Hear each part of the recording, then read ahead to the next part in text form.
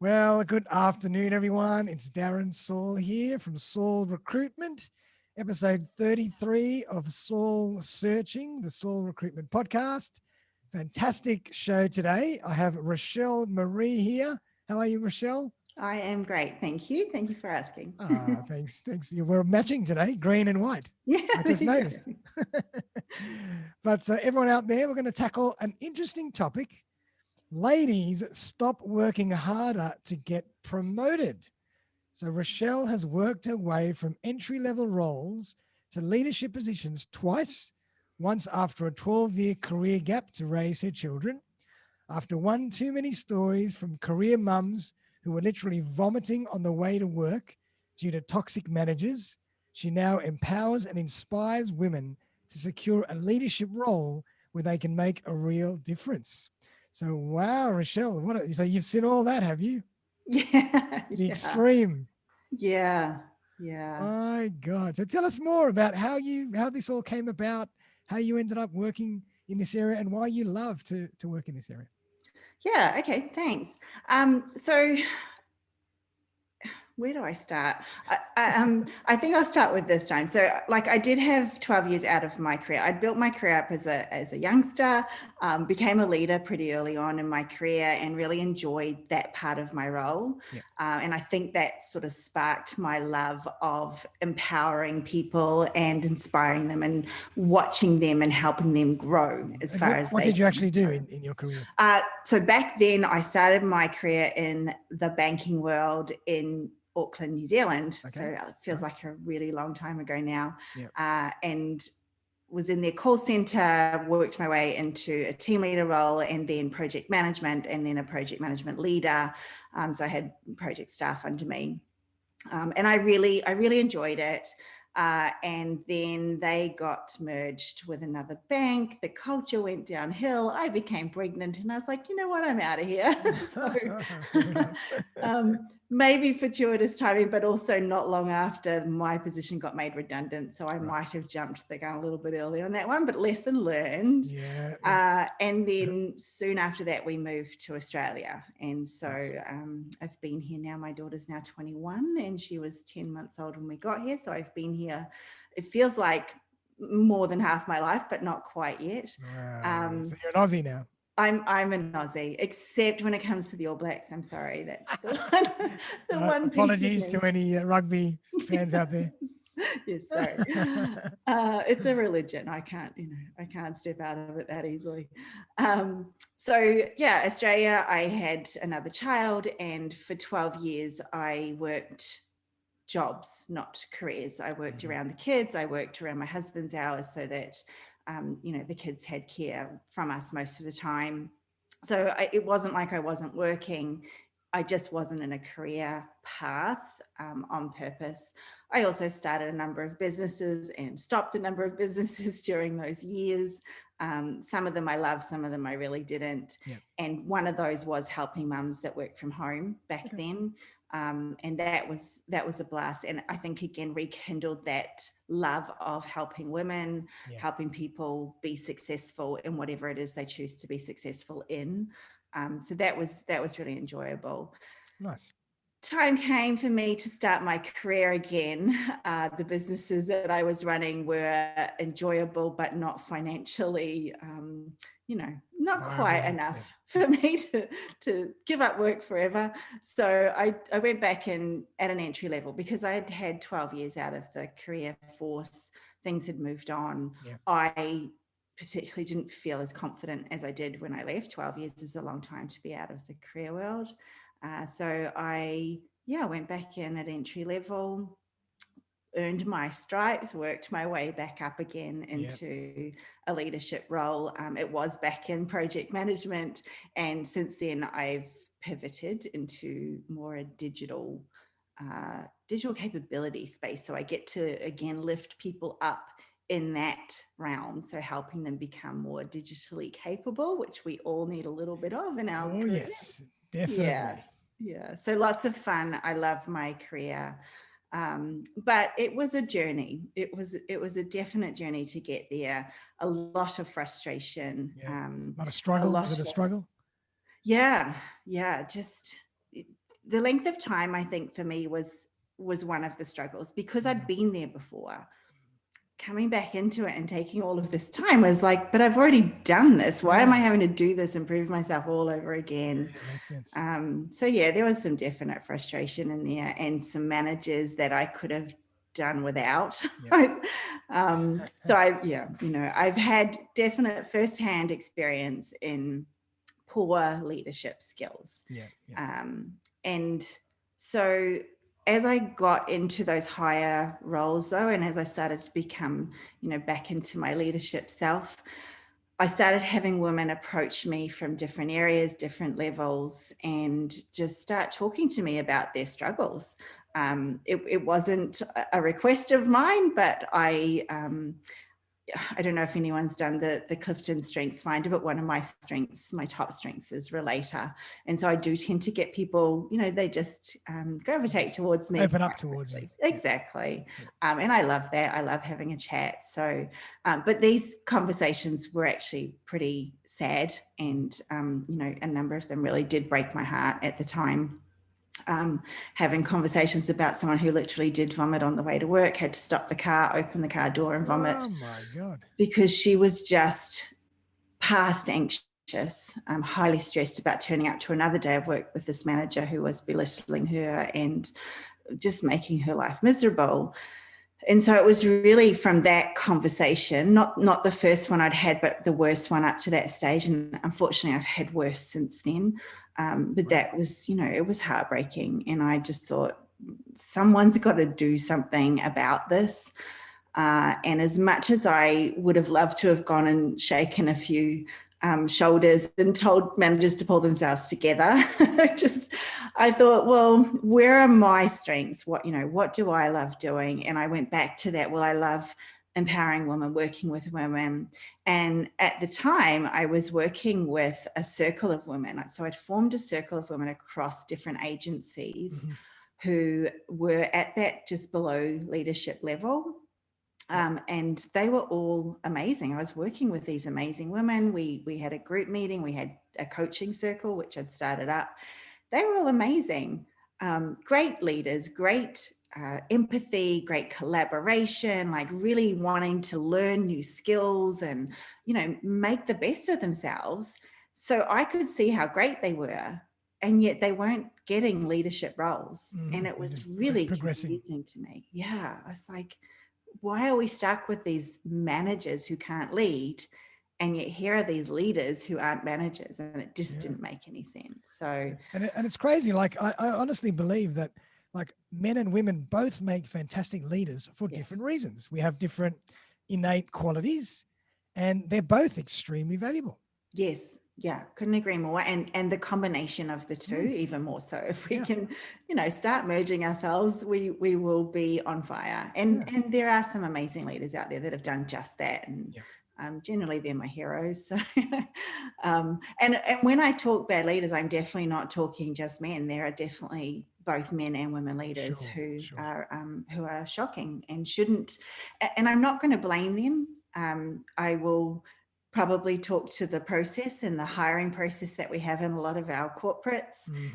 It's still, even, decades later, still not right. And they are put in those leadership positions because they're so good at their technical role, and then just not given the support and the coaching and the training that they need to really pick up their game and become a leader. So true. And that's such a really good point, because I've discussed this with a few people in the past on the podcast and in other areas as well. And a lot of people that are just really good at what they do get promoted to managers and leaders, but doesn't mean they actually want to be leaders and managers, or they're actually any good at it. Yeah, exactly. And hence that's where the coaching comes in if need be. Yes. Yeah. Don't throw them in there and leave them to the wolves, so to speak. Absolutely. Give it's a them whole the new support. set of skills. Yeah, it's a huge new set of skills. And I don't think they're all learnable. I don't know that everybody wants to learn them. And that's fine. Not everybody needs to be leaders. They can all, I'd love for us to invent a career path that just kept leveling up our technical skills and rewarding us for that level, as opposed to the only path from being at the top of your game technically is into leadership. Totally agree. It's different Absolutely, things. totally agree. It's like even teachers. Like teachers are really good at what they do because they know how to communicate information. Yes. Doesn't mean that they're an expert in that area. They're just great at teaching something. And it's Yes. almost the same, process. Leaders are great because they have a certain style, and managers are great because they have a certain style and a certain skill set with people.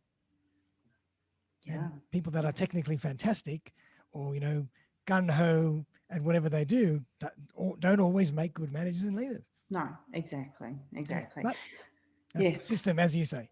Yes, that's where we're at still, and it is amazing to me that we haven't moved past that yet, because we all know that. Yeah. So Yeah. why are we still there? Yeah. So I'm going to throw that question to you. So why is that? Why is not what's happening?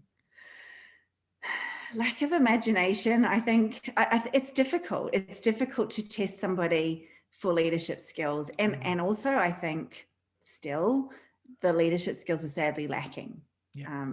And so the track that we've gone down at the moment, and this goes to both women and men, is to throw emerging aspiring leaders into leadership courses where they get taught management skills. They get taught, they get taught some good things: how to communicate, how to do timesheets. I don't know, I don't know how difficult that is. How to play politics is a new one that I've seen coming up. How to be strategic, how to deal with risk. All of those are great skills, but the people skills and what I found is imperative for women and men, but I focus on women, is the inner work that we need to do to be the leader first. Nice. Be that person first, not just the outward skills, but the inward skills is so vital. And that's hard work. And for an HR department that also hasn't been trained in these areas, how are they going to start developing inner work lessons for employees? That's right. And as you say, I mean, I also agree that I think even HR managers and other managers don't always have the skill to recognize an emerging leader. Yeah. They just don't even know what an emerging leader might look like. No. So how And do you expect them often, to play a part in that process? Yeah. I think also you find a number of emerging leaders are quiet. And unless you're out there, speaking loudly, you're not going to be noticed as a leader. And that's also a fault in the system. Yeah. Thankfully, one we can work around. And it's one of the things that I work on with my aspiring women leaders. But, that it's often the quiet people that make really good people because they're listening. Definitely. 100%. Yeah. And they're just not seen. So absolutely. Well, I mean, and again, this topic is really relevant for male and females. Yes. This is a universal concern, and it's a universal topic. But if we're talking about females, because that's your area of specialty, I mean, what do women need to do? What kind of inner work do they need to do to really be able to step up and achieve those results? So it is the inner work of becoming a leader, I think. So owning a lot of your own stuff, understanding how your brain works, being very self-aware. A lot of us just walk the earth in a bit of a fog, I think. We're self-centered, but not necessarily self-aware. And I think that's a big leadership skill that's lacking a lot. Again, men and women, self-awareness is a big leadership skill. So that's a lot of that work is around how does our brain work? How can we make it work for us? Women in particular, and again, men aren't my specialty, but I would say that this is similar, just not as well seen, is this confidence piece.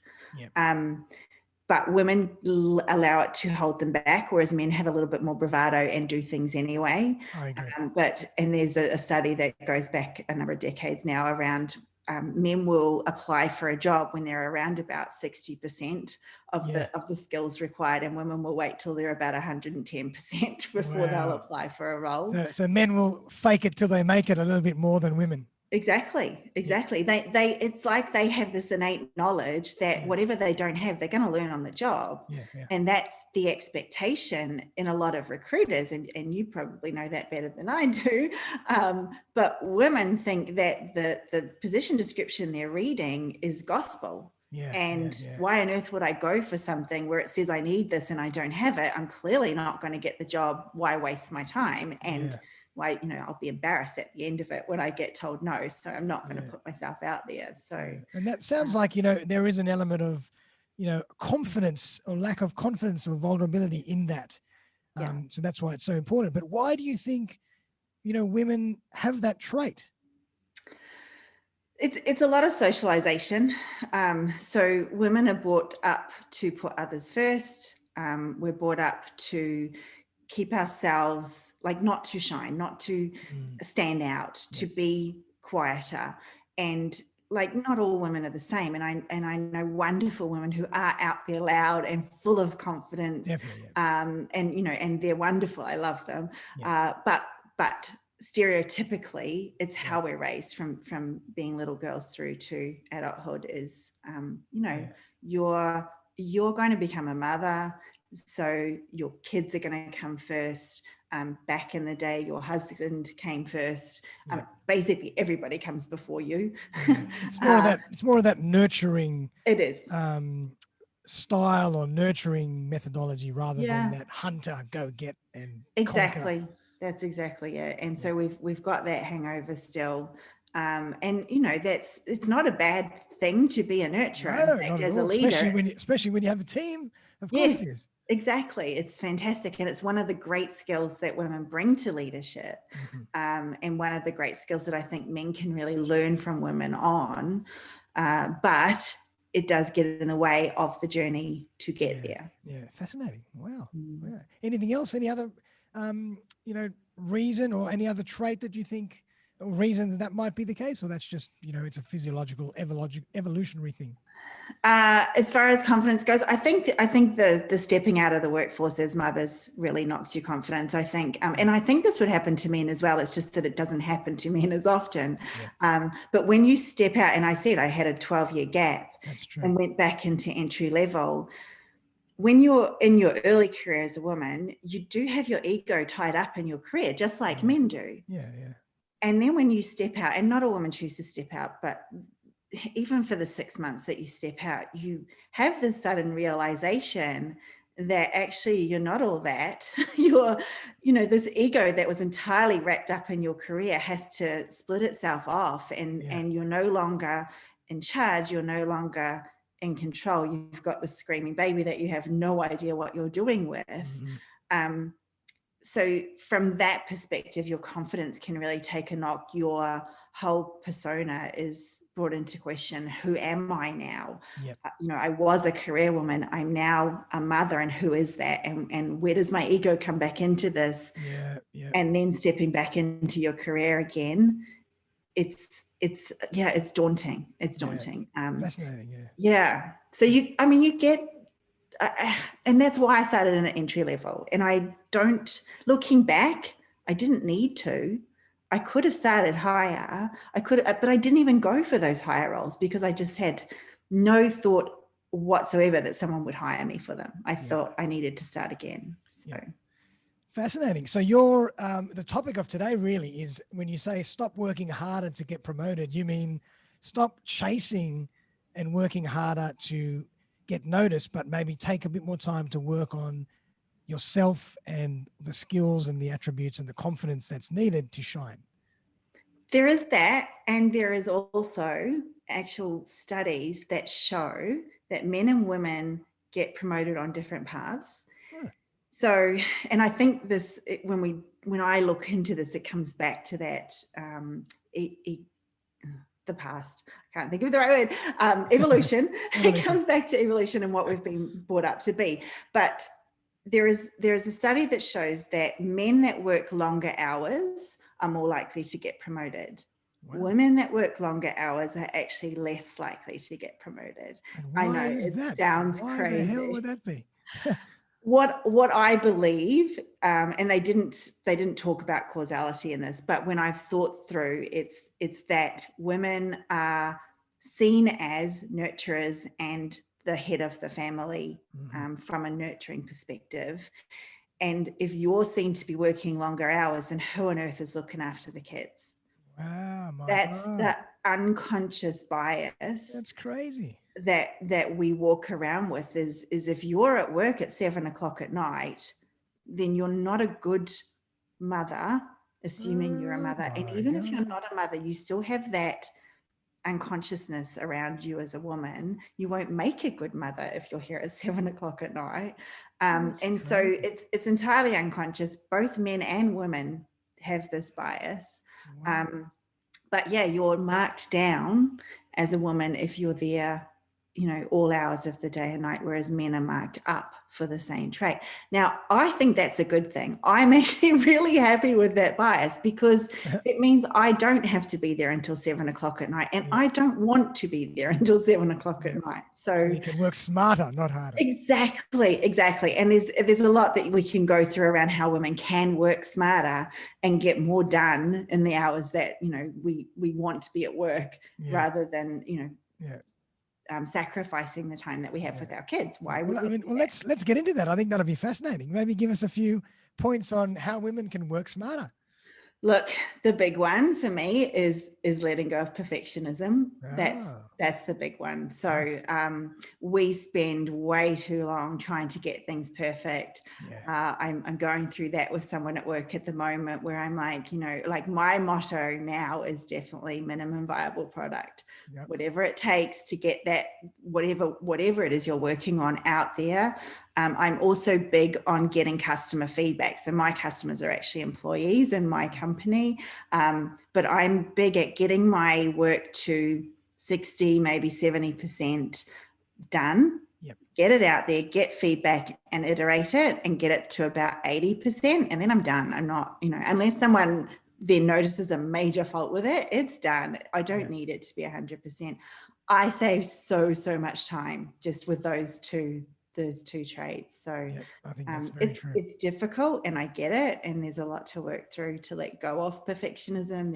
There's fear of judgment and all that kind of. And it's also again balls back to confidence again and self-worth and it's all wrapped up. That's exactly it. But that, it's probably the biggest way that women can get time back and not have to be there at 7 o'clock at night. But the outcomes at the end of the day are the same. So yeah. And what about when it comes down to planning an organization? I would assume that women are probably better at that than men. I mean, we're traditionally better at multitasking, so I've heard. But I think, I think that's proven to be a bit of a myth. But are they better at it? I don't know that that's true. I think there's probably a little bit in both sides with planning.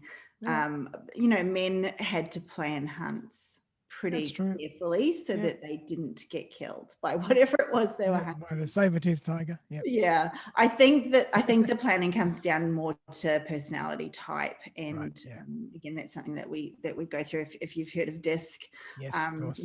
that's a good insight as to who's going to be a good planner and who's going to be a good socializer. Which one is the planner? And it's not the D or the I, it's the other one of the S or the C. The D's are reasonably good planners, but they want things done quickly, whereas the C's, I think, are the big planners. The C's are all the details and all the planning done well ahead of time. Right. The D's will get things done quickly, but they'll also be quick at planning.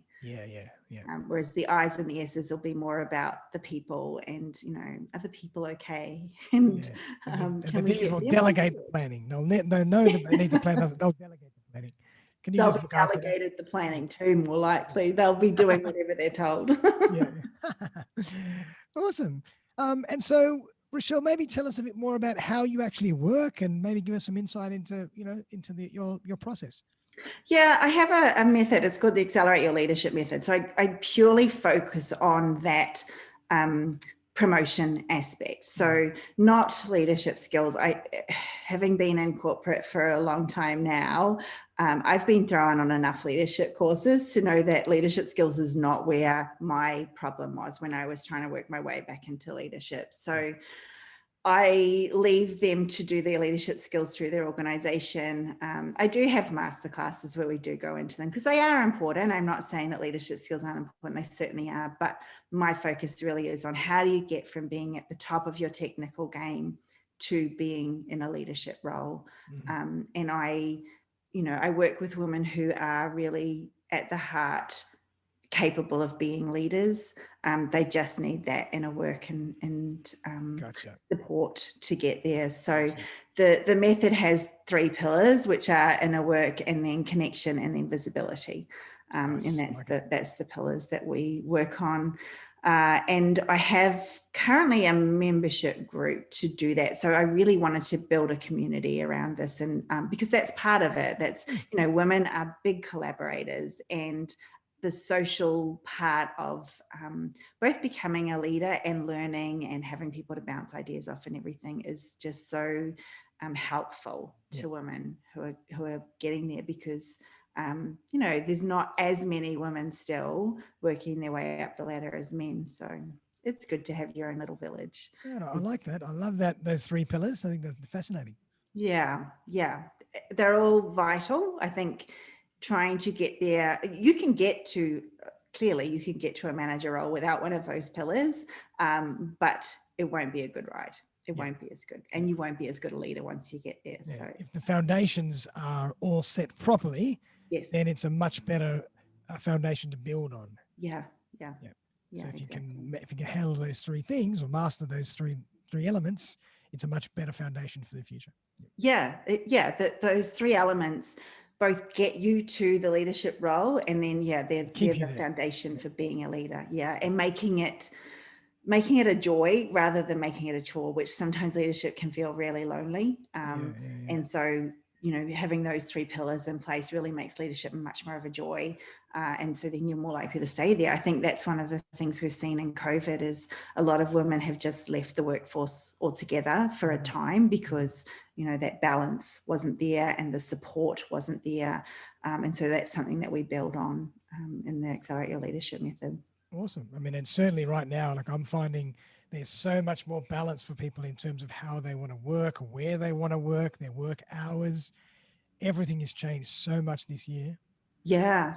And it's such a good lesson, I think, right now for organizations who are recruiting. I sort of think that right now, if you're recruiting with those things in mind, you're probably going to get better candidates because 100%. People are out there looking for that. And, there's many companies that are just now sort of starting to go, we're, 100% back in the office. And I think if you don't do that, you're going to end up with the cream of the crop, because people are looking for better than that now. We've had a taste. Exactly. And going We've all had a taste of how it can be. Yeah. And the fact that it actually works very well, if not better. Exactly. In a lot of cases. So people are expecting that, and good quality talent is already hard to find. Yes. I think employers really do need to keep an eye on, thinking about things from that perspective as well. Yeah, I think so. Yeah. Definitely. Well done. And I'd love to hear maybe a little story or a case study of how you might have helped somebody in that journey, without mentioning any names, of course, but I'd love to hear walk us through a little journey. Yeah. Okay. Well, I'll tell you about one of the ladies in my group who came to me in a pretty dire situation. And I don't want to go into her story too much, but the vomiting story that I said earlier, her story was far worse. So it was pretty traumatic at the time, but she joined in the group and she started working through the methodology, and we have a hot seat once a month. So she would come along to that and we would hear her progress. And she did the work, which, that's leadership in itself, because so many of us start courses and fade out very quickly, but she actually did the work. And there's a lot of, exercises that they need to work through as they're going through this course. She did them, and she loved doing them. And one of the key ones that I love to share is around networking, Sure. around that connection piece. And we had a little challenge around 7 different emails that they needed to send 7 days in a row to different people. So Right. an old colleague, someone that you wanted to say thank you to, someone that you just met that, piqued your interest. So those kind of emails. So she absolutely loved that challenge, and she expanded on it. And so because she was having a tough time where she was, and she'd been in the workforce a long time, she had 3 small kids, but had been in the workforce a long period of time before that, she built up a really good network, and she'd forgotten how good her network was. And I think the situation that she was in had made her feel like she was no longer good at her job. Mm. And so she started reaching out to this network, and they started reminding her of how good she was. And bit by bit, her confidence came back. And her situation didn't change, but she changed inside. Nice. And from that, she applied for a role as a part-timer because she had the 3 small kids. She'd come back at 3 days a week. She applied for a role, a promotion as a part-timer where they were looking for a full-timer, and she got the promotion. Great. And so, it didn't even end up being from the network, although that often happens. This one didn't actually end up being a promotion from the network, but just reaching out to that network gave her that inner strength, Yeah. that got her that promotion. So, Wow. And so what yeah. did she say after that? What feedback did she give you? She goes, Oh yeah, no. She said the one thing that stood out for me actually, besides the promotion, and she was just so excited to get that and get out of the environment that she was in as well, was that there was so much going on in her life still, and yet she'd never felt more zen. And that wow. was because of the work that she'd been doing through the course. So Brilliant. I love that it. was, that was How cool. a good thing to hear, because it's one of my goals. It's not just about the promotion, it's about who you become as you're going on that journey. And it's one of my lessons that I've had to learn, is the journey is just as important as the destination, Definitely. probably more so. So for her to be feeling, just that calmness inside when everything else was still going along around her. Yep. So good. I love that. I love it. So true. Well done. And I'm sure there's plenty more examples like that. And do you No. work with individuals as well as corporates? Do you do workshops? Do you do a bit of everything? Yeah, so I'm just starting up to work with corporates. Actually, I intentionally wanted to work with women who corporates were leaving aside. So that's where I've started, and that is a membership group. But I'm just going to start 15-week courses with corporates, Wow. Fantastic. because I know, often we just want a beginning and an end, even though it's about the journey, particularly in corporate. We need to know Yeah. What am I exactly paying for? exactly. Yep. So it'll be a 15-week set course, but then it'll be ongoing, for at least 6 months, Sure. in sort of monthly coaching, hot seat calls and things like that. Oh, fantastic. Fantastic. Yeah. And you're in Sydney? Are you in Sydney? Brisbane. You're Brisbane, but you're working obviously worldwide. Internationally. Yeah. Yeah, I have clients from all around the world, which is, amazing. I Wow. love the world we live in. Oh, This is absolutely. why I do digital capability, Yep. because it's all so cool. It's so cool. It's so much fun. Yeah. I agree. Well done. Well, Rochelle, that's amazing. How can people find out about you or connect with you if they want to learn more? Yeah, sure. Thanks for asking. I think the best way is just to go to my website, and you'll find the links on there. So the website's herleadershipway.com. The best place to connect with me is actually in my Facebook group, Okay. where there are an amazing bunch of women who are on that journey together, and supporting each other and having a lot of fun along the way. You can probably tell I'm not a typical corporate leader with a red power suit and high heels. I'm very much a down-to-earth leader, and that's what I bring to my team. Yeah. And that's what I attract to me, is those people that are not quite the normal mold that you see in corporate world. So we have a lot of fun in that group. So yeah, anyone that wants to come and join in the fun is more than welcome. Okay. And will you accept men as well? Look, no. Sorry, guys. No, I won't. I've had men try and join, and I'm like, what part of a career mum are you? Fair enough. No, not for that. For to take on the journey as an individual, Yeah, you and know, it that's probably changes the balance of the group as well. it's a safe space, right? Yeah, It's a yeah, safe it space. changes the balance. Yeah, it does. It does. And you know, I do want them to be really free and open to be themselves in there and Yeah, just sure. admit to things that they may not admit to in other Yeah, yeah, yeah. places. So, Yeah, that makes perfect sense. Yeah. yeah. And obviously, assuming that you're on LinkedIn as well. Yeah. Yes, I am on LinkedIn as Yeah. well. Great. I'm on all the socials right now. You're a digital girl. I love it. Degrees, yeah, yeah. But LinkedIn is probably like I do enjoy that space. I like Yeah. the intellectual side of LinkedIn. Yeah, yeah. Me too. Me too. Yeah. Well done. Well, Rochelle, thank you so much. That was fascinating. If anybody has any questions, if you would like Rochelle to come back again and clarify or expand on certain things, please let me know and get in touch with her as well. Yeah. Um, I'll put all the links to her social and her website in the show notes so you can get in touch with her and find out about her up and coming courses. And I always like to ask my guest, Rochelle, to leave us with something, at the end, any positive message, any strategy, anything that can help us along the way or particularly women along the way, anything that you want to leave us with? Yeah, yeah, I like that question. I think the one thing that I got asked a question a while back around, if you were to die tomorrow, this is a deep question. If you were to die tomorrow, what's the one thing that you would want your loved ones to know that, that you don't want to leave them not knowing? Wow. And I am in a house that is currently full of teenagers and young 20s who play a lot of video games. And so I think when I really thought into that question, for me, it is go out there and live your life, do whatever it is that you're called to do, because this is it. This is the one life we have. So if it's leadership, get the confidence, have the courage, take the steps.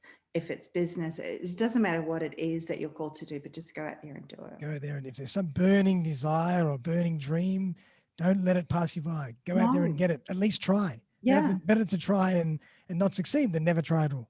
It's the journey. It's the journey. And as you say, it's amazing what you learn in that process. Yeah. Yeah. I love my lessons learned. There's a lot. Well done. Love it. Well, Rochelle, thank you so much. Everyone out there, I hope you had a fantastic episode. I certainly enjoyed that. And we'll see you very, very soon for another show. If anybody would like to come and do an episode with me, I'm always looking out for great guests and great stories. And of course, if you ever want to ask my guests to come back on and expand on anything, just let me know. So Darren Saul from Saul Searching, the Saul Recruitment Podcast, signing off. And we'll see you very, very soon for another episode. Thanks, Rochelle. Thank you. Enjoyed our chat. Pleasure.